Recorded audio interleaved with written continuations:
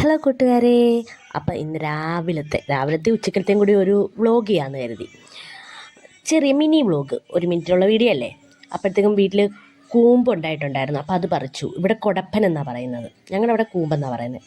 അപ്പോൾ അത് ഉമ്മച്ചി അരിഞ്ഞ് അത് തോരൻ വെക്കാമെന്ന് കരുതി. വൻപയർ ഇട്ട്, അപ്പോൾ വൻപയർ കുക്കറിൽ വേവിക്കാൻ വെച്ചു.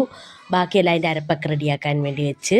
അപ്പോഴത്തേക്കും സാമ്പാർ ഉണ്ടാക്കി, നല്ല അടിപൊളി സാമ്പാർ അതും ഉണ്ടാക്കി.